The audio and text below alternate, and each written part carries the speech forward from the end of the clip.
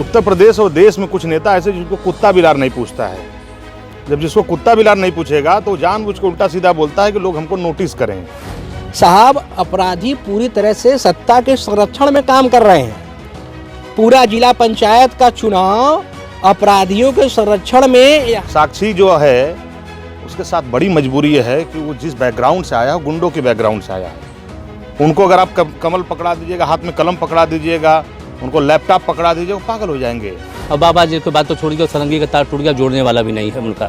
सरंगी टूट गई उनकी सरंगी। बाबा गोरख बजाते हैं कि नहीं करते? अब वो क्या बजाएंगे? अब चिलम का खींचते हैं आड़े जाके कि तुम्हारे लाठी का जवाब, तुम्हारे बुलेट का जवाब हम बैलेट से देंगे। अब बैलेट का इंतजार है साहब, 2022 से 6 महीना और अत्याचार कर लीजिए। नमस्कार, मैं हूं ब्रजेंद्र यादव।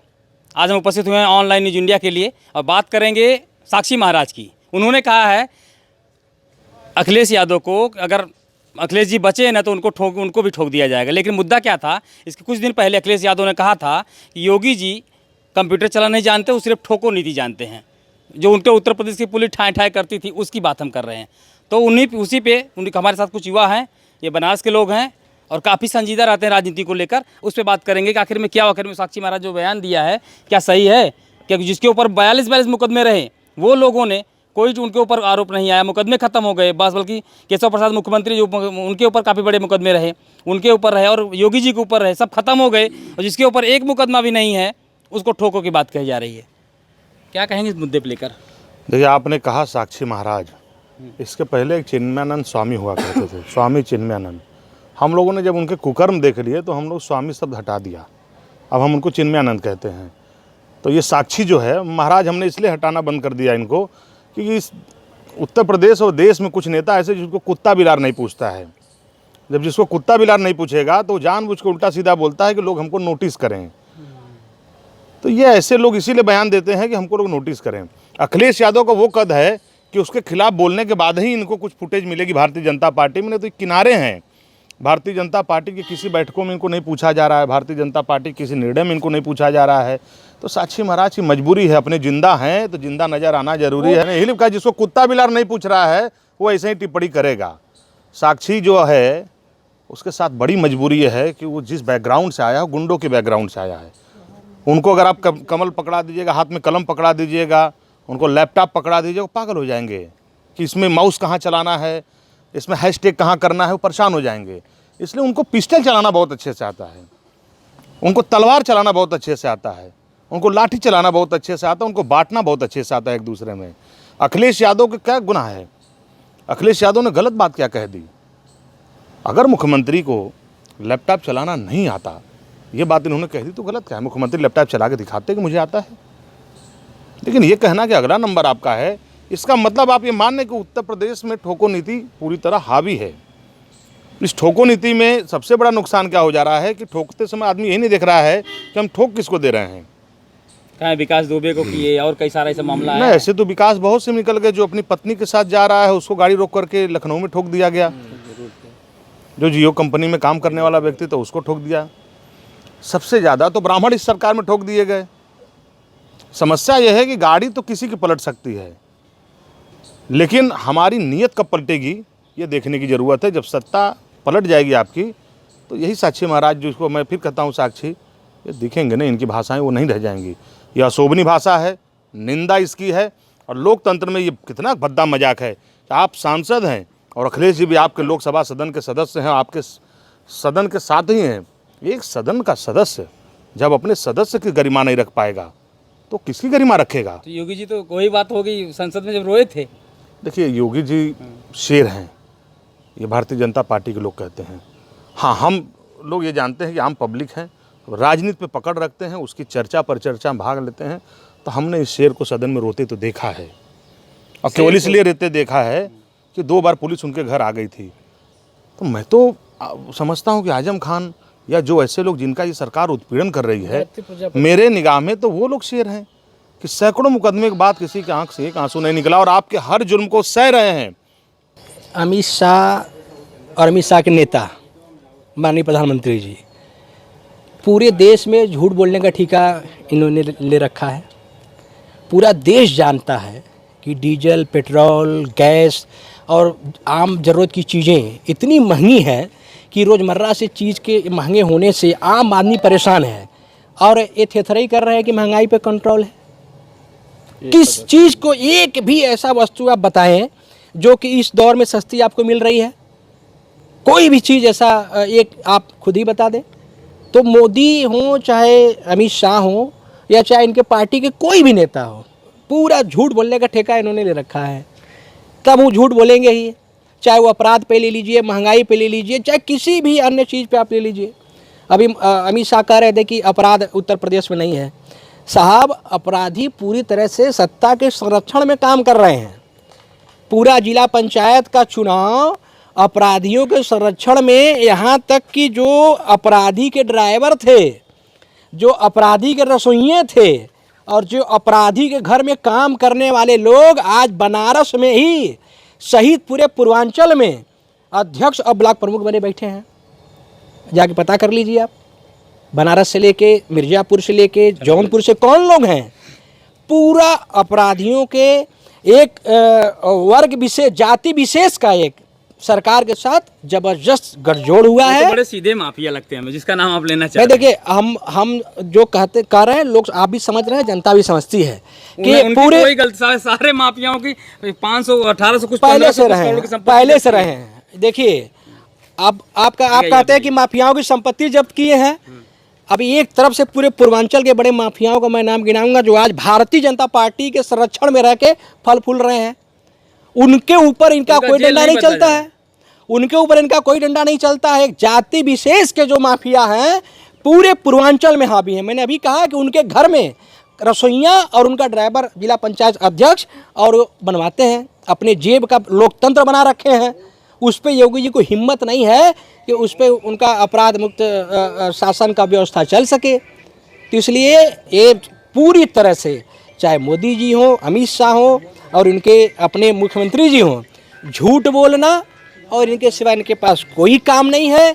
ना ही अपराध रुका है, ना ही महंगाई रुकी है और ना ही लोगों को रोजगार मिला है और ना ही कोई विकास हुआ है। जैसे रिन साबुन से दाग धुल जाते हैं, तो जो भाजपा का साबुन है इससे अपराध धुल जाते हैं। फ़र्क यही है कि जैसे जो भाजपा के साबुन में नहा लिया वो फ्रेश होकर के इनके यहाँ साफ़ सुथरा हो गया, जो उस नहीं नहा पाया वही अपराधी है। तो इनको इसलिए दिखेगा क्योंकि ज़्यादातर लोग नहा चुके हैं, तो इसलिए इनको सब चीज़ें सफाई दिख नहा ली है क्या वो लोग? अब डरना तो यही है कि बोले माफिया और भू माफिया भी खत्म हुए। देखिए, ऐसा है, 56 इंच का छीना है और झूठ बोलकर जीना है। ये वही वाली सरकार है। एक लाइन में कहूँगा कि सियासत इस कदर आवाम पर एहसान करती है, निगाहें छीन लेती है और चश्मे दान करती है। तो इस साहब सरकार वो है कि बेरोजगारों के हाथ में कटोरा पकड़ा दे रही है और लंबे लंबे सपने भविष्य के दिखा रही है। अब आप इससे भद्दा मजाक क्या होगा कि उत्तर प्रदेश में बहन बेटियों का चीरहरण हुआ, ब्लॉक प्रमुख के चुनाव में वो सारी मर्यादाएं तार तार हो गई जो लोकतंत्र की खूबसूरती हुआ करती थी। उस सारे मर्यादाओं को तार तार करने के बाद सारी जो घटनाएं हुई हैं, सारे जगह जितने वीडियो फुटेज आपने देखे होंगे, सब जगह पुलिस के मौजूदगी में नंगा नाच हुआ है अपराधियों द्वारा। पुलिस के सामने पिस्टल कमर में लगाए, लोग सीना तान के आए और पर्चा फाड़ के ले गए और पुलिस मुख दर्शक बन के देखती रही। ये वही है कि भरी सभा में द्रौपदी का चीरहरण होता रहा और सारे वो सम्मानित लोग चुपचाप उस चीरहरण को देखते रहे। लेकिन अमित शाह तो खुद मैं बता रहा हूँ अमित शाह क्यों नहीं बोलेंगे? जब ये यहाँ पर पूरे उत्तर प्रदेश में साहब नंगा नाच होने के बाद देश के प्रधानमंत्री चुनाव बीतने के बाद कहते हैं कि कुशल बूथ मैनेजमेंट से जो है उत्तर प्रदेश में सबसे ज़्यादा सीटें हम जीत पाए, इसके लिए योगी जी को बधाई। अगर ये कुशल मैनेजमेंट है कि बहन बेटियों की साड़ी खींच लेना, चीरहरण करना, ज़बरदस्ती किसी को लोकतंत्र की जो मर्यादा है कि वो चुनाव लड़ने का हक छीन लेना, ज़बरदस्ती घर गिरवा देना, ज़बरदस्ती बुलडोजर चलवाना, फर्जी मुकदमे लगवाना, अगर यही लोकतंत्र की खूबसूरती है साहब, तो हम समाजवादी या अन्य पार्टियों से भी निवेदन करेंगे कि यार इस खूबसूरती को भूलना मत। ये खूबसूरती तुम भी अपनी सरकार में लाना, क्योंकि भारतीय जनता पार्टी शायद इसी खूबसूरती को समझती है। आप लोग ईवीएम से जीत पाएंगे तब तो बात करेंगे। देखिए, ईवीएम या बुलेट बैलेट जिसकी बात हम कर लें, समस्या यह है कि आज पूरा देश का हर वो न्यायिक प्रक्रिया अपने आप को गिरवी रख दी है। जब देश का मुख्य न्यायाधीश अपने ऊपर लगे हुए दाग जो एक महिला द्वारा उत्पीड़न की शिकायत की गई, उसको वो राफेल का सौदा की फाइल को फेंक करके अगर उस पर खुश करेगा, जब वो अपने दामाद के ऊपर लगे दाग को राम मंदिर पे फैसला ला करके और राज्यसभा लेकर के अपने को खुश करेगा, तो न्यायिक प्रक्रिया सुरक्षित कहाँ है? जब देश का राष्ट्रपति, बहुत बड़ा पद होता है साहब, लेकिन मुझे कहने में गुरेज नहीं है कि देश का राष्ट्रपति कहीं न कहीं जो उनकी कार्यप्रणाली लगती है, देखने से लगता है कि कहीं न कहीं वो एक दल की विचारधारा से ओतप्रोत नज़र आते हैं। अभिभाषण जब हम लोग उनका पढ़ते हैं तो अभिभाषण में युवाओं की बात नहीं वो करते, नौजवानों की बात नहीं करते, किसानों की बात नहीं करते। इस सरकार से हर सवाल पूछने वालों को आतंकवादी घोषित किया जाता है, इस सरकार को आईना दिखाने वाले को जेल में ठूसा जाता है। तो ऐसी सरकार से उम्मीद क्या करेंगे आप? अमित शाह ने जो कहा है, हमको उनकी बात की कोई नाराज़गी नहीं है, क्योंकि उनसे उम्मीद भी वही है। जिनके ऊपर भाषा कौन कौन बोल रहा है, जिनके ऊपर मुकदमे लगे हैं, अच्छे अच्छे मुकदमे लगे हैं, वही ज्ञान भी दे रहे हैं। वो ज्ञान वर्धक कैप्सूल 500 mg का आपको दे रहे हैं कि सोफा पे लेट के बिना पानी के पी जाइए, तो वो ज्ञान वापस भी आता है। क्योंकि ये दुनिया में हम लोगों ने जाना है कि बंद घड़ी भी 2 बार सही समय काम कर, सोफा पे लेट के बिना पानी के पी जाइए, तो वो ज्ञान वापस भी आता है। क्योंकि ये दुनिया में हम लोगों ने जाना है कि बंद घड़ी भी 2 बार सही समय काम करती है साहब। तो आज आप जो लोगों को आप उत्पीड़न कर रहे हैं, जिन नौजवानों को जेल भेज रहे हैं, सवाल पूछने वालों को आप आतंकवादी घोषित कर रहे हैं, उनका दौर भी अगर आएगा तो सवाल तो पूछेगा साहब आपसे। ये अलग बात है कि आप जवाब तब देने की हैसियत में नहीं रहिएगा। ऐसे तो नहीं रहेंगे। ठोको वाली बात आई है। मैं देखिए, हमारे जो बाबा जी हैं वो उनके ऊपर तो कितना मुकदमा लगा, वो उधर खुदा वकील हो गए, सब अपना वापस कर लिए। अब उनको क्या ज़रूरत है वकील को रखने की कचहरी में? वो अपना वापस कर लिए। बाकी हमारी देश की जनता इस वक्त उनको मालूम नहीं है कि क्या से गुजर रही है। अभी एक मुझे दोहा याद है कबीरदास जी की, मस्त कागज छियो नहीं कलम गए हो न हाथ, योगी मोदी तेरे राज में रिजल्ट मिल गया हाथ। बिना पढ़े लिखे बच्चे सबको रिजल्ट मिल गया, 80-90 जो लस्सी पीते रह गए। बताइए, इससे देश चलेगा हमारा? तो भाई जो बच्चा पढ़ेगा तब ना उसके भी जानकारी होगा कि हमारा ये है। अब बाबा जी की बात तो छोड़ गया, सरंगी का तार टूट गया, जोड़ने वाला भी नहीं है उनका। सरंगी टूट गई उनकी सरंगी। बाबा गोरख बजाते हैं कि नहीं कभी? अब वो क्या बजाएंगे? अब चिलम का खींचते हैं आड़े जाके। हमारे नेताजी को पाएंगे, अखिलेश जी को? उनकी जो भाषा है अखिलेश जी की, आज सोचिए महिलाएं चिल्ला रही है कि अब अखिलेश भैया आएंगे, अब 1500 रुपया हम लोग को महीना देंगे, बिजली 300 फ्री मिलेगी। अब वो उनको दिमाग में घुस गया, वृद्धा पेंशन सब। अभी गांव में हम लोग बताते हैं, घर में जाके हर महिलाओं से, हमारे गांव के विवेक पूछती हैं, हम बताते हैं। तो हमारे गांव के एक विवेक भाई हैं, वो भी पार्टी में लगे हैं भाई, उनको तो जीतते जीतते सब जबरी हरा दिए। बाकी चलिए ठीक है, बाकी वो तो लगा हुआ कार्यकर्ता। तो हम लोग कार्यकर्ता है, जमीन से जुड़े हुए हमारे भाई हैं, यह है हम लोग, सब लोग हम लोग जो समाजवादी की तरफ से हैं, हम लोग कोई रोक टोक नहीं है। अब हम समाजवादी हैं, विचारधारा एक पार्टी से नहीं, पार्टी से जुड़े हुए हैं हम एकदम। हम जो सच्चे हैं मैं उनके साथ रहता हूँ, और अखिलेश जी के कार्य में अच्छा लगता है मुझे। वो जो बोलते हैं वो करते भी हैं, जो उन्होंने कहा वो करके दिखा दिए। और जो 102 108 नंबर रोड पर चल रहे सारे महिलाएं, कोई इस पर कोई बिरादरी बात तो नहीं चलता, सारे लोग चल रहे हैं उस पर। अब बाबा लोग का क्या बताएं? बाबा लोग तो खाली शाम को, जो गुंडा लोग रात में मिलते हैं, दिन में नहीं, वो रात में मिल के आएंगे। तो साक्षी महाराज हो, बताइए, एक बेटी को जो जला दिया गया, जो उसके ट्रक से मरवा दिया गया, हम लोग टीवी में देखते हैं, हाथरस में। बताइए क्या है ये? इनका कानून कहते जंगल राज है, अखिलेश जी जंगल बना दिए, और ये क्या मंगल कर दिए उसको? हर गांव में सारे लोग सब बेचारे परिवार के जला दिए। हाँ, अपने जला दिए बिना परिवार के। तो भाई सबको फूंक दीजिए, देश आपके पास शासन, सभी को फूंक दीजिए। बस जिस दिन जनता जाग गई है, वो जनता जाग गई है, अब बताने की जरूरत नहीं। सब तो अखिलेश को जो उन्होंने साक्षी महाराज कहा है कि बच के रहें, शायद उनका भी नंबर नहीं। जिसको भोलेनाथ की कृपा लग गई ना, वो बचाने वाले तो वही हैं। आप किसी जगह जाइए, भोलेनाथ की कृपा रहेगी, आपको बचा के निकाल ले आएंगे, और जब जरूरत है उनको ठोक देंगे। इनसे बाबा लोग का खुद बचा है इनसे कि हम किधर बिल में घुसे। जिस तरह महाभारत में नहीं बताए थे वो कि आपको 5 पांडवों को बचना है, तो भगवान श्री कृष्ण जिसके साथ रहेंगे बचा देंगे।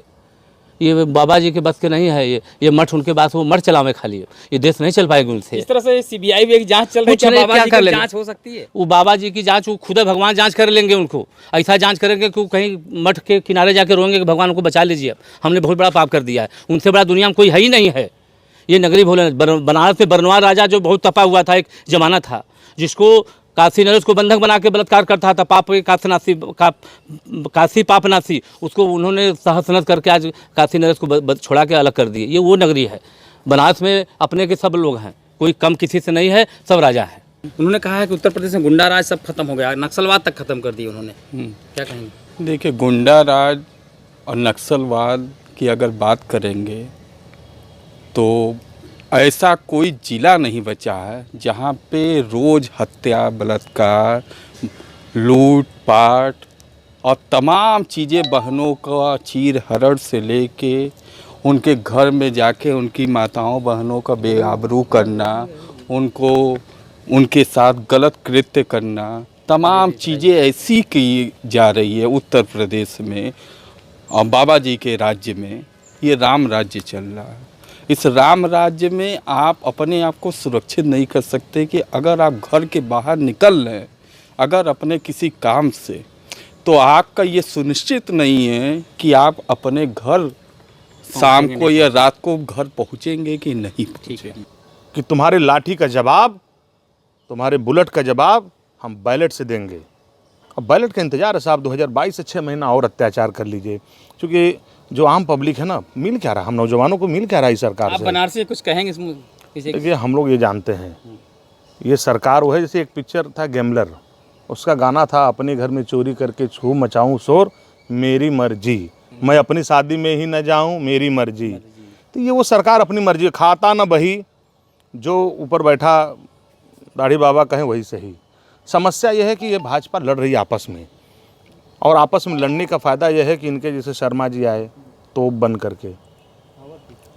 करके आए कि मुख्यमंत्री बनेंगे, बाद में इनको गोला बनाया गया कि उप मुख्यमंत्री बनेंगे, फिर बाद में कट्टा साबित हो गए साहब। ये 17 उपाध्यक्षों में एक उपाध्यक्ष भी बने। ये जो फुटमत इनकी है, ये ऐसी भाषाएं बोलने के लिए मजबूर कर रही है ताकि वो लगे कि हम भी कहीं एडजस्ट हो जाएं। हम कुछ बोलेंगे सपा के खिलाफ, अन्य पार्टियों के खिलाफ, तो हमारी पार्टी कहेगी नहीं चलो यार ठीक है, इसको भी थोड़ा रखो, ही तो बोलता है। ये मकसद है उनकी। बात को हमको लगता है आपके चैनल के माध्यम से कहूँगा, नोटिस करने की ज़रूरत नहीं है। उत्तर प्रदेश सरकार ने एक बात कही है कि कोविड को प्रबंधन को लेकर उत्तर प्रदेश में बहुत बढ़िया मैनेजमेंट हुआ। अमित शाह ने भी कुछ लिखा नहीं मैनेजमेंट है, ये आपको यहाँ की अस्पतालें बताएंगी और यहाँ के लोग बताएंगे। यहाँ घुसखोरी है, यहाँ हरिश्चंद्र घाट 2 घाटे हैं, क्या हुआ था मणिकंका घाट, प्रबंधन बढ़िया हरिश्चंद्र बनारस में? घाट, कुछ नहीं प्रबंधक है, कोई प्रबंधन नहीं हुआ है। सरकार ने संसद में भी कह दिया कि सरकार तो झूठे जुमलों की सरकार है, ये हर चीज़ों में झूठ बोल रही है। विधविहीन शिक्षकों के लिए इन्होंने कुछ नहीं किया, जो कि शिक्षक मरने के कगार पे आ गए। आज स्कूलें बंद हैं, ये आते हैं तो 10,000 की भीड़ लगाते हैं। ये दूसरे प्रदेशों में जाके चुनाव लड़ते हैं, वहाँ भीड़ लगाते हैं, वहाँ कोविड नहीं आती है, और यहाँ स्कूलें कॉलेज खोलने के लिए कोविड बताते हैं ये लोग। शिक्षकों के लिए इन्होंने कुछ नहीं किया है। शिक्षक एकदम मरने के कगार में, भीख मांगने के कगार पे आ गए हैं। हमारे यहाँ रिक्शे वाले बनारस में गुरु, बनारस हो, यहाँ सबसे समस्या ही है कि हर आदमी गुरुए हो, अब सभी चेला हो। तो हम लोग गुरुए चेला परंपरा मान नहीं, साक्षी महाराज को बहुत नोटिस करे की जरूरत ना हो। तो मतलब आप लोग आगे कुछ भी नहीं है ना, हम लोग कहीं जाना थे कि उससे बढ़िया ज्ञानी तो गुरु हमारे जो पप्पू चाय वाले का अड़ी पे जो चाय पिए वाला घबलुआ हो, घबलुआ उससे बढ़िया बात कहेला। ये बता घबलुआ के देश के चिंता हो गुरु, वो बहुत तगड़ा बात बोलेला। लेकिन ये जो सांसद फांसद बन के गए हुआ ना, इन्हें नहीं बोलत हुआ, इन्होंने तो खाली अपने सरकार खिलाफ बोले का होकाते नहीं है गुरु। क्या करबा, डेरालन सब की सरकारवा भस्मासुर है ना, जैसे आशीर्वाद दी थी जर फुका जी इन सब। तो हम लोग जनता जानत नहीं इन्होंने का औकात कितना हो, सब लड़े भिड़े वाला ना हुआ। लड़े भिड़े के तेवर जौन है ना, देखा सच्चाई तो के बताई, जो नेता खिलाफ बोल रहे लड़े भिड़े वाला वही पार्टी हो। हम लोग सब देखा थी ना बनारस में, लोग कहत उन्हें बहुत तगड़ा नेता हो सपा वाला, तो ये लगा था सपा आवत तो तब भी सब बन बोलत हुआ। घबरा गए थे। बीजेपी के मंत्री ने कहा है बीफ खाओ, मेघालय के हैं वो, और बीजेपी उसी बीफ को लेकर मुस्लिमों को लेकर न जाने पार्टी क्या कहती है। आप क्या देखिए, ऐसा है ना, ये भारतीय जनता पार्टी हर प्रदेश में अलग अलग एजेंडा इनका है। इनके मनोहर पारिकर जो अब गुजर गए, वो ये कहते थे कि गोवा में कभी किसी बीफ की मेरे रहते कमी नहीं होगी। लेकिन उत्तर प्रदेश में इनका गोरक्षक जो है सुबोध सिंह इंस्पेक्टर की हत्या कर देगा, इसलिए कर देगा क्योंकि उनके गोरक्षक को अपने आप को उभारने के लिए जो है उस हत्या की ज़रूरत इनको पड़ गई थी। और जब वो जेल से छूटेगा तो ये भारतीय जनता पार्टी के लोग 100 गाड़ियाँ लेकर उसको स्वागत करेंगे, टिकट भी देंगे। इसलिए ये परिस्थितियाँ मैंने कि इनका प्रदेश वाइज बदलता रहेगा। ये जिन जिन प्रदेश में जाएंगे उन प्रदेशों के हिसाब से अपने आप को रखते हैं। तो वो मंत्री जो कहा है बीफ खाओ, अच्छे संबंध, मधुर संबंध बनेंगे, क्या मुर्गी और मछली से नहीं बनेगा? आप समझ लीजिए, ये उनका कौन सा हिंदुत्व है जरा? ये हिंदुत्व तो वही तो है। हम अपने घर की लड़कियों की शादी करेंगे मुसलमानों से और दूसरे से उम्मीद करेंगे कि आप जो हिंदुत्व को जिंदा रखिए। तो ये दो मुहा जिसको हम लोग कहते हैं ना, ये दो मुहा वाली पार्टी है। इनकी बात पे अगर आप चलिएगा तो आप कंफ्यूज हो जाइएगा। इनके जैसे पनामा सिगरेट आपने देखा होगा ना, उससे पहले सिगरेट के रैपर पे प्रचार लिखा रहता था। एक पे लिखा रहता है, टीवी पे दिखाएगा कि आखिरी कस तक मज़ेदार, और लेकिन उसमें नीचे छोटा सा लिखा रहेगा कि सिगरेट पीना स्वास्थ्य के लिए हानिकारक है। तो बीजेपी वही, तो मैं नहीं समझ रहा हूँ, हानिकारक है तो आखिरी कस तक मज़ेदार कैसे है, और अगर मज़ेदार है तो हानिकारक कैसे है? तो यही है, ये सबसे बड़ी बात, भाजपा सरकारें हानिकारक है साहब। हम लोग इंतजार करिए, 22 में सरकार को जब बदल देंगे, कई रोगों की इलाज अपने आप हो जाएगा। नौजवान, बुनकर, किसान, छात्र, महिला, सबका सम्मान 2022 में जब सरकार बदल जाएगी तो कई लोग का इलाज हो जाएगा। कोई ये बीफे खाने जाएंगे, फिर ये सारे बीफ खाने चले जाएंगे, क्योंकि यहाँ गोरक्षकों का कोई काम नहीं रह जाएगा। तो इनके पास समय नहीं रहेगा। भारतीय जनता पार्टी लोग सबसे ज़्यादा मांस मदिरा खाते हैं, जान जाइएगा, और वही सबसे ज़्यादा ज्ञान भी देते हैं। इसलिए कि चोर जो है उसको चोरी पे चर्चा करिएगा तो सबसे अच्छा बयानबाजी आपको करेगा, क्योंकि उसको पता है कहाँ कहाँ चोरी होती है। ये सरकार वही वाली जो लोकतंत्र की चोर वाली सरकार है साहब। इन्होंने हमेशा ईवीएम से वोट चुराया है, हमारे आपके भरोसे को चुराया है। मंदिर की जमीन को चंपत रहा है तो अब आप मैंने कहा ना कि चोरों की सरकार है, इसलिए बहुत ज़्यादा नहीं आप कह सकते। इनसे उम्मीद आप इससे ज़्यादा कर नहीं सकते। ये बोल बचन वाली सरकार है। बाबा कलकत्ता में जाएंगे तो 1.5 लाख लोगों के बीच में रैली करेंगे बिना मास्क के, और शाम को टीवी पे मास्क लगा करके, टीवी पे जब अकेले बैठते हैं तब वो मास्क लगा लेंगे, और उसके बाद वो बताएंगे 2 गज की दूरी, मास्क है जरूरी। इसलिए हम लोग भी उत्तर प्रदेश में, हम लोग जो उत्तर प्रदेश के नौजवान, हम लोग का भी अब नारा आ रहा है कि योगी से 2 गज की दूरी और अखिलेश को लाना है अब जरूरी। ये थे युवा थे, लोग बात कर रहे थे। अगले जो उस समय राजनीतिक उत्तर प्रदेश में हलचल मची हुई 2022 को लेकर चर्चा हो रही, सारे बड़े बड़े दल, छोटे दल एक साथ आ रहे हैं। कोई किसी खींच रहा है, कोई जाति जो समीकरण बैठ रहा है, कोई बैठाना चाहता है। आने वाले समय बताएगा 2022 में जो ऊँट है किस करवट बैठेगा। तब तक के लिए नमस्कार, ब्रजेंद्र यादव, वाराणसी। इस खबर को अभी लाइक करें, शेयर करें, अभी चैनल को सब्सक्राइब करें और घंटी जरूर दबाएं।